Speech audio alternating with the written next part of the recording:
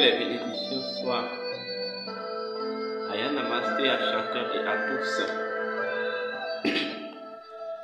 Bienvenue à notre nouvelle vidéo, notre nouvelle capsule. Toujours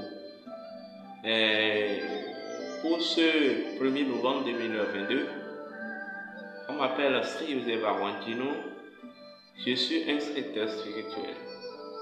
Je suis métaphysicien, je suis dignitaire authentique de la tradition hermétique. Alors, vous pouvez vous demander qu'est-ce qu'il veut aborder. Beaucoup se demandent déjà qu'est-ce qu'il veut aborder. Quel thème il veut aborder. Mais comme on l'a marqué sur le bas de la vidéo, nous voulons parler d'un thème géomondial. Nous allons rentrer dans la géomondiale. Oui. Nous n'allons pas parler de la politique, mais nous allons parler de la géospirito-matérielle du monde. Oui. Parce que en réalité, ce que vous appelez politique, c'est véritablement de la spiritualité. Mais une spiritualité qui est mise au service de la société. Une spiritualité qui est mise au service de la gestion de la société. La politique, c'est de la pure spiritualité. Le pouvoir politique est rien, mais la seule chose qu'il est, c'est la spiritualité. C'est un pouvoir spirituel. Oui. Quand on parle du pouvoir politique, moi j'appelle ça la pénalité du spirituel. C'est le pouvoir divin, mais qui est mis dans une exercice de la gestion d'un peuple, la gestion spirito-matérielle d'un monde, je veux dire d'une société. En fait, le pouvoir politique, c'est un enjeu de gestion de la maison d'Horus par la diffusion de la lumière de la vie. Le pouvoir politique est d'une essence lumineuse. C'est ce que beaucoup ne savent pas. Mais je sais qu'arrivé à ce niveau de l'histoire, la politique a été dépouillée de toute spiritualité. Parce qu'en réalité, le pouvoir politique a deux classes occultes. Il y a la classe haute du pouvoir politique et la classe basse du pouvoir politique. Le pouvoir politique, soit elle est au rien, soit il est au rien, soit il est sectien. C'est-à-dire, le pouvoir politique, dans son équilibre, possède deux grandes fonctions. Il y a sa fonction aurienne liée au dieu Horus, à l'œil d'Horus, et sa fonction sectienne liée au dieu Seth. C'est la fonction occulte, les fonctions occultes du pouvoir qui déterminent même l'horizon, le mode d'opération psychologique et évolutif du pouvoir. Ce que je dis, certainement que vous ne l'avez jamais entendu parler, mais c'est pourtant vrai. Lorsque le pouvoir politique a activé ou a en actif, de façon active, ou bien vibre de façon active sur sa fonction orienne, on dit que le pouvoir politique, selon son cycle évolutif actuel, en ce moment-là, fonde son équilibre sur la diffusion de la lumière et la haute spiritualité. Mais en fait, lorsqu'il paie, il mute de cette classe vers la classe sectienne. C'est là qu'on dit que le pouvoir politique, son équilibre ou son mode opératoire, en fait, est déterminé par la sexualité et l'impérialisme.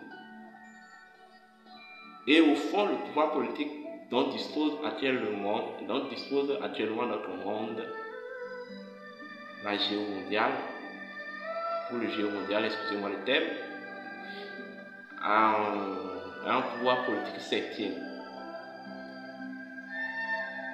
Oui, c'est un pouvoir politique septième. Allez comprendre pourquoi les plus grands présidents du monde sont des homosexuels.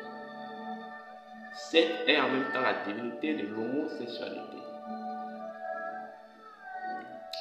Bref, quand je viens parler de la politique, c'est pas que je suis un politicien et je ne mange pas avec les politiciens, mais je suis quelque chose de plus grand que la politique. Et en tant qu'initié aux valeurs occultes de la vie, en tant qu'enfant d'Isis, en tant que Osiris Tat, eh bien oui, je suis celui qui accorde le pouvoir. Oui, je sais de quoi je parle. Je suis plus grand que le pouvoir, voilà pourquoi la politique ne m'intéresse pas. Mais je peux aider les politiciens. Tant que la politique, le pouvoir politique du monde actuel ne va pas évoluer ou repartir vers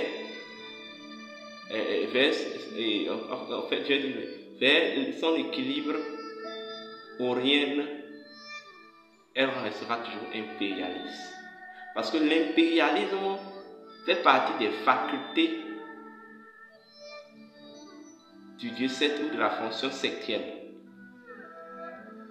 Le thème de notre capsule actuelle s'intitule « Voici le principe premier de la terre de la Russie ». Voici le principe premier de la terre russe. Ça vous étonne. Mais en réalité, toutes les choses de la nature possèdent un principe premier, où toutes les choses sont issues d'un principe premier. Le principe premier d'une chose est l'énergie. Je vais même dire le courant d'énergie qui a généré la chose à l'essence, qui a généré la chose. C'est en fait la vibration première qui a créé la chose. Une terre est gouvernée par un principe premier. Qu'est-ce que vous appelez une terre? D'abord, je vais vous parler des deux courants d'énergie cosmique. Le système cosmique dans lequel nous sommes se repose sur deux grands courants d'énergie. Nous avons le courant d'énergie terrestre ou souterraine et les courants d'énergie célestes. Est-ce qu'on me comprend? Quand il s'agit du courant d'énergie céleste, je vais dire c'est le courant d'énergie en fait lumineuse. Le courant d'énergie lumineuse. c'est ça en réalité les francs-maçons ont l'habitude de représenter par le compas. Mais au-delà de ça, il y a un courant d'énergie qu'on appelle le courant d'énergie souterrain. Le courant d'énergie souterrain, c'est ce que je vais appeler le courant d'énergie vif ou le courant d'énergie capacitaire. Voilà. Ils ont l'habitude de le représenter par l'équerre. Donc en réalité, le symbolisme de l'équerre et du compas retourne au courant d'énergie cosmique. Et c'est les deux courants d'énergie cosmique là qui sont garants même de l'équilibre cosmique. Les énergies, les entités, les divinités évoluent, ou bien en fait opèrent d'un courant d'énergie à un autre. Il y a les divinités qui sont souterraines et il y a d'autres divinités qui sont célestes. Donc, quand je parle de courant d'énergie, en hermétisme, on va parler des terres. Et il existe deux grandes terres. Nous avons la terre céleste et la terre tellurique. Et là, nous allons parler de la terre tellurique. La terre possède son noyau.